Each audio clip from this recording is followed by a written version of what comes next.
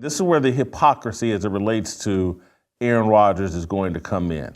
And yes, I'm about to analogize Aaron Rodgers to LeBron James. And yes, I think it's a fair analogy. LeBron James, stole 2 championships by exiting Cleveland and hooking up with Dwayne Wade and Chris Bosh. And so people say, well, how can you compare Aaron Rodgers and LeBron James? Aaron Rodgers only has 1 championship and LeBron has 4. Well, because LeBron took a shortcut to get his 4 championships. That's why. So Stephen A. Smith yesterday, as it relates to Bronny James, basically argued that LeBron James has earned the right to put his son in this position. He's earned that for all that he's done and all that he's meant to basketball. Well, not that I would make the argument, but this is like the elite saying, yeah, the elites have earned this. They've done so much. They get to do unfair things. They get to hook their kids up with privilege. You could make the argument, Aaron Rodgers has earned the right to fire his head coach. He's got 4 MVPs. He's the best player. He's the most talented quarterback. He's won a Super Bowl. He's earned the right to fire his coach, so we must overlook it. But let's play Stephen A. Smith hooking up LeBron James. I just want to take a moment to say this in all seriousness. We could talk about how surreal the moment is. I've been very disgusted at the cynics out there who've gotten at LeBron about this. I want to remind everybody who we're talking about here.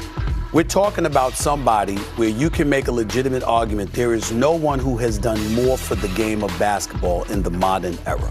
Yes, I could be critical about some jump shooting. I could be critical about him having a podcast when he knows his coach is on a hot seat and stuff like that. But make no mistake about it, I don't slip when it comes to recognizing A, his greatness, and B, what he has meant for the game of basketball. He's earned the right to facilitate his son being a teammate of his. The Golden State Warriors, as recently reported, was considering taking Bronny James, but out of respect to LeBron James and his wishes, didn't do so according to the reports, which is why he ended up going number 55 to the Los Angeles Lakers. Let's understand that while Bronny has a lot to prove, and we're wishing him nothing but the best and all the luck in the world, LeBron James has earned the right to have the kind of cachet that could manipulate the proceedings to such a degree. This man is one of the top 2, 3 greatest players in the history of basketball, without question. But what he has done as an ambassador of the game, he's earned the right to have himself in this situation for his son to be on that basketball court with him. If it was somebody else, we wouldn't be saying it. Let's make sure we say that about LeBron James. He deserves this. He's earned it. He's done that much for the game. Stephen A. See, there's a special level of privilege that certain people earn. LeBron James, he's 6'9". A 5'10" person could never earn what LeBron James. The whole thought process is unbiblical. It's un-American. It's all based on elite privilege and hitting the genetics lottery. It's what drives me crazy, and I sit there to watch them bend over backwards, because there's really no difference between LeBron James and Aaron Rodgers. And I'm talking about in terms of personality. They're both privileged because of their athletic ability, and it makes them delusional, and it makes them make poor decisions. They're the same guy. But because Stephen A. Smith needs LeBron James, because LeBron James is black, he's going to rationalize LeBron James doing one of the most narcissistic, selfish things we've ever seen in sports, putting his son on the team. But he will sit around, and as people criticize Aaron Rodgers for doing something selfish and narcissistic, putting Robert Saleh in a bad position, and then allowing Robert Saleh to be fired and scapegoated for an offense that Aaron Rodgers and Nathaniel Hackett are running. Same guys. Steve? Jason, can we rewind a little bit to what Stephen A. Smith said? So let me get this straight. According to him, that there was a report, so he's not responsible for that the Golden State Warriors were going to draft Bronny, but out of respect for LeBron, they didn't take him. It wasn't his play or his lack of production at USC. It was out of respect for LeBron James, a heated rival within the division. Okay. The other thing that's interesting is, fine, if we are going to endorse and approve of nepotism, which does exist, and I'm fine with it, I find this discussion very interesting because there's a certain segment of the media which really harbors and deals with the philosophy of grievance, that with certain people, they are people of privilege, and it was bad that they were the recipients of generational wealth and they didn't work to get it. Donald Trump, for instance, one of the main criticisms I hear from certain segments is he didn't earn anything. His dad did it. Right. Isn't that the American dream? When I was growing up, Jason, one thing that I was told over and over again from people older than me was, I worked hard so that my children don't have to do the things that I do. It was almost aspirational, right? That was part of the American dream, the fabric of our country.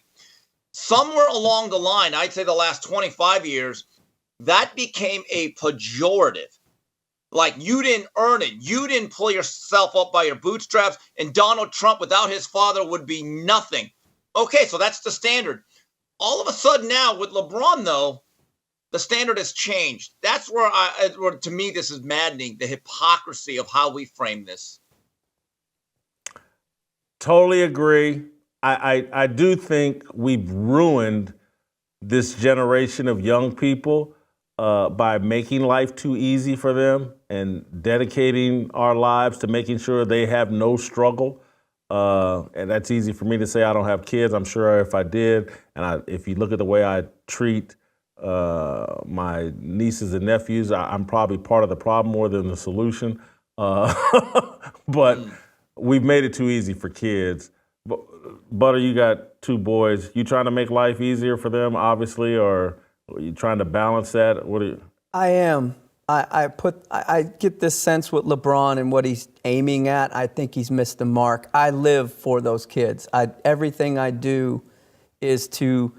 I don't know if I want to only insulate them or try to start them on third base or second base, but I want to try to give them every advantage to be men as I can. I don't know if I want to fund everything and have enough money that they'll never want. I don't know if it's that, but it's everybody's got to do it their way. I live for them, that's for sure.